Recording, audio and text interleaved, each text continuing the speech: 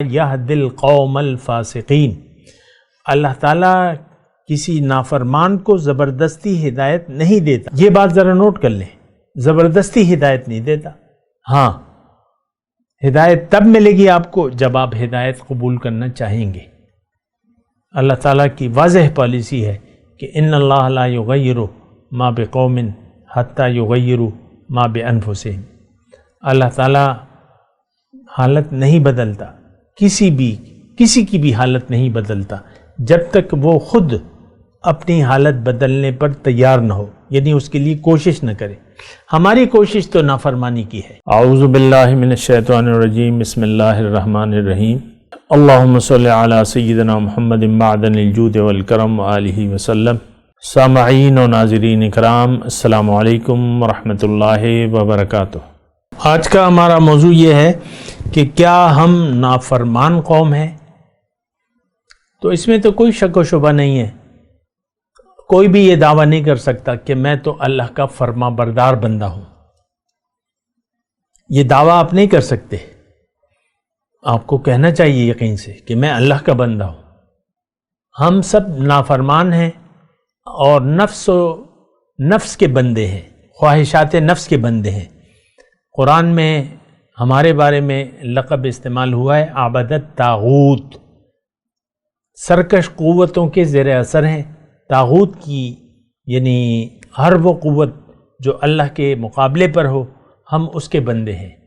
وہ سب سے بڑا دشمن ہمارا نفس ہے جس سے ہم نے دوستی لگا رکھی ہے۔ آپ دیکھ لیں اپنی خواہشات نفس کتنا آپ پر یعنی زور آور ہیں۔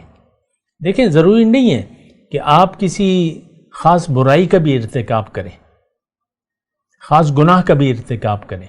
ہمارا تو یہ خیال ہے کہ بس برائیاں یہی ہیں، چند مخصوص کام کو ہم برائی قرار دیتے ہیں، باقی تو ہم اپنی مرضی سے زندگی گزار رہے ہیں۔ یہ انتہائی ایک گمراہ کن تصور ہے کہ آپ نے برائی کو محدود کر لیا ہے چند ایک کاموں تک۔ میں اس کا نام نہیں لیتا، جو بھی کام ہے آپ کے ذہن میں ہوں گے، لیکن نہیں، برائی اصل میں یہ ہے کہ آپ اللہ کے حکم کو اہمیت نہ دیں۔ برائی یہ ہے کہ آپ دنیا کو آخرت پر ترجیح دے دیں۔ یہ اصل برائی ہے، یہ اصل جرم ہے، یہ گناہ عظیم ہے، گناہ کبیرہ ہے یہ۔ اور گناہ بھی میں نہیں کہوں گا، کیونکہ گناہ تو مسلمان سے ہوتے ہیں، غیر مسلم کے جو بھی کام ہیں وہ بغاوت پر مشتمل ہوتے ہیں۔ ہم سب اللہ کے باغی ہیں، اللہ کے نافرمان ہیں، اور اس کی فرما برداری یعنی اس کے سامنے ہم سر جھکانا بھی نہیں چاہتے۔ فرما برداری کی عادت ہمیں بہت مشکل لگتی ہے۔ ہم نہیں چاہتے کہ اللہ کے حکم کے سامنے سر جھکا دیں، اللہ کے نبی کے حکم کے سامنے سر جھکا دیں، یا آج موجودہ دور میں کسی بھی ایک صاحب دل سے یعنی صاحب قرآن کے حکم کے سامنے سر جھکا دیں، جو آپ کو اللہ کا راستہ اور نبی کا طریقہ بتائے۔ ہم اس کے سامنے بھی سر جھکانے کے لیے تیار نہیں ہیں۔ ہمارا اصل مسئلہ جو ہے وہ دنیا ہے۔ دیکھیں، جب آپ کو ایک اہم مسئلہ درپیش ہو تو دیگر مسائل پھر آپ کے لیے غیر اہم ہوتے ہیں۔ ہمارے لیے اہم جو ہے وہ دنیا ہے، معاملات دنیا ہے۔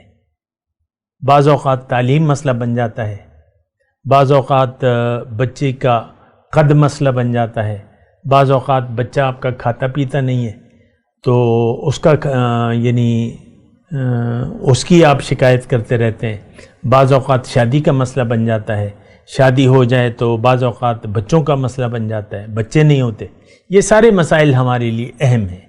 بعض اوقات آپ کے لیے مکان کا مسئلہ، رہائش کا مسئلہ بن جاتا ہے۔ کرائے کے گھر جو ہے آپ کرایہ ہر مہینے دینا جو ہے وہ ناگوار سمجھتے ہیں یا بوجھ ہو جاتا ہے، تو وہ بڑا مسئلہ ہوتا ہے۔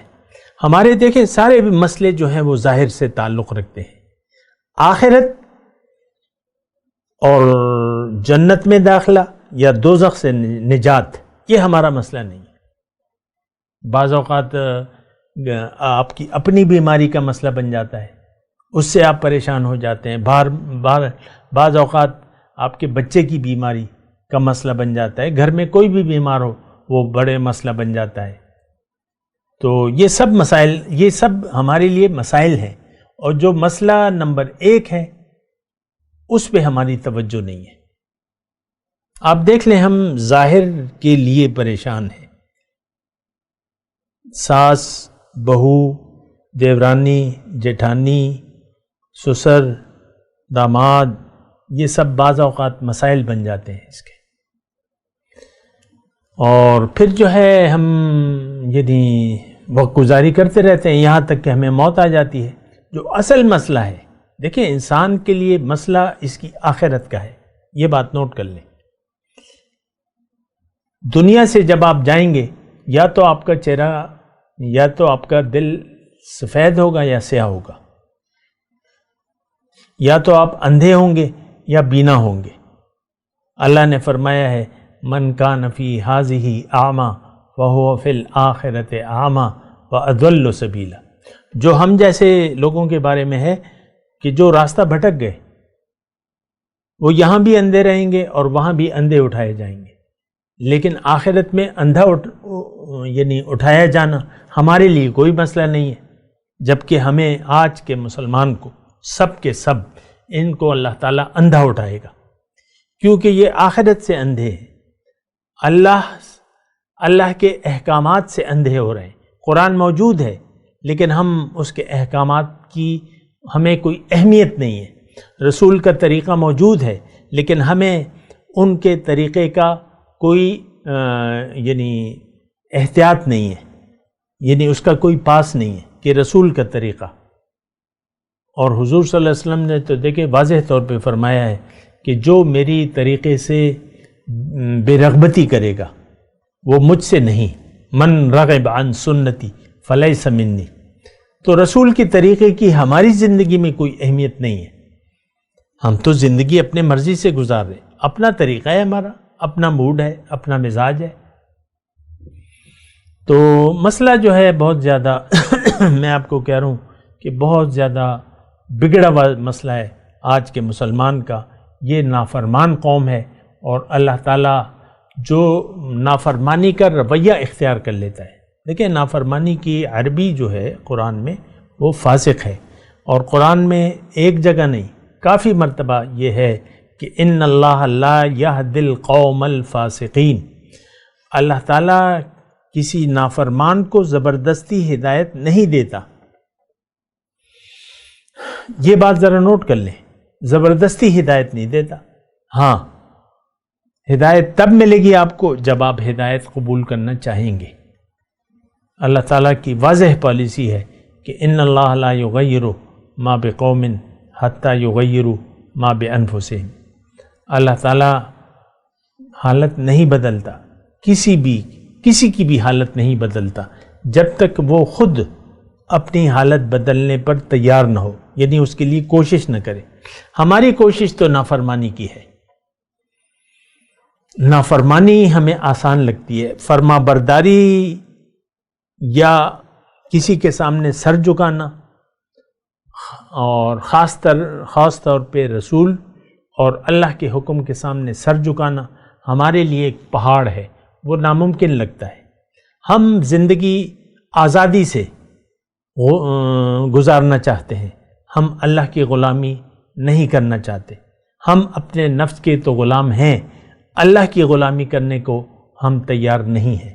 تو یہ دیکھیں بہت ہی یعنی پریشان کن باتیں ہیں، صورتحال بڑی خطرناک ہے، اور اگر آپ نے اس پر غور نہ کیا اور سنبھلے نہیں تو کوئی آپ کو پھر سنبھالنے والا نہیں ہے۔ ما لکم من دون اللہ من ولی ولا نصیر، اللہ کے سوا تمہارا نہ کوئی دوست ہے نہ مددگار ہے، لیکن اللہ تعالیٰ آپ کی مدد کب کرے گا؟